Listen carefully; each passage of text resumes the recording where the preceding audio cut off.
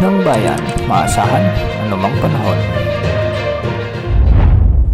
Magandang araw po sa ating lahat. Narito na ang latest update sa magiging lagay ng ating panahon ngayon at sa susunod na 24 oras. Sa kasalukuyan nga ay wala na tayong minomonitor na sama ng panahon gaya ng LPA o bagyo na nakakaapekto sa ating bansa at wala na rin tayong namomonitor na potensyal na sama ng panahon na posibleng pumasok sa ating area of responsibility sa susunod na 3 hanggang 5 araw. Ngayon ay ang Intertropical Convergence Zone o ITCZ ang umiiral na at siyang nakakaapekto ngayon sa malaking bahagi ng Mindanao at Eastern Visayas, samantalang habagat pa rin ang umiiral sa extreme northern Luzon. Dahil nga sa pag-iral ng Intertropical Convergence Zone, asahan ang maulap na papawirin na may mga kalat-kalat na pagulan at thunderstorms sa buong Mindanao at Eastern Visayas. Ang mga lugar na ito ay pinapayuhang maging alerto sa banta ng mga pagbaha at pagguho ng lupa, lalo na kung may mga umiiral na katamtaman hanggang sa kung minsan ay malalakas na pag-ulan. Pinag-iingat rin natin ang ating mga kababayan,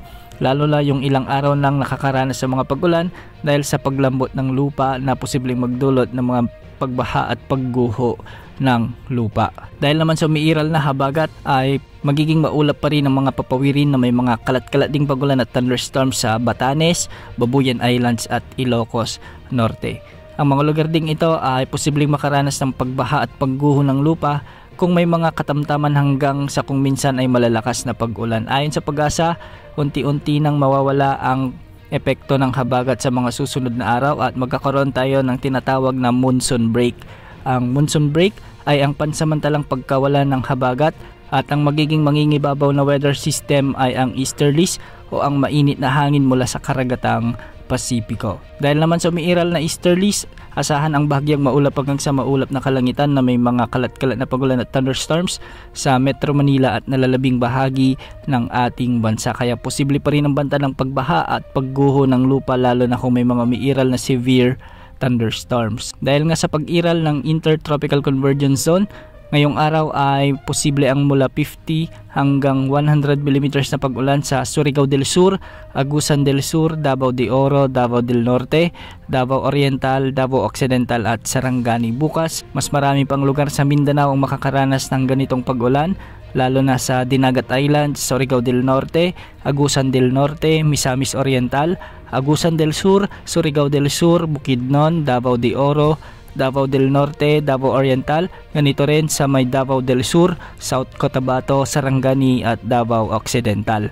Ang mga nabanggit na lugar ay posibleng makaranas ng mga katamtaman hanggang sa malalakas na pag-ulan na posibleng mag-trigger ng mga flash floods o biglang pagbaha at pagguho ng lupa. Ang Intertropical Convergence Zone, ito yung breeding ground ng mga LPA o di kaya naman ay mga sama ng panahon, kaya posible pa rin na may mga mabuong LPA malapit sa sentro o malapit sa Mindanao sa mga susunod na araw. Para naman sa lagay ng mga pag-alon sa ating karagatan, ng mga baybayin sa Northern Luzon ay posible ang mga pag-alon hanggang 3.5 meters. Sa nalalabing baybayin ng Luzon ay posible hanggang 2.5 meters at sa baybayin naman ng Visayas at Mindanao, posible ang mga pag-alon hanggang 1.2 meters. Yan ang update sa lagay ng panahon. Ito po ang weather update ng bayan.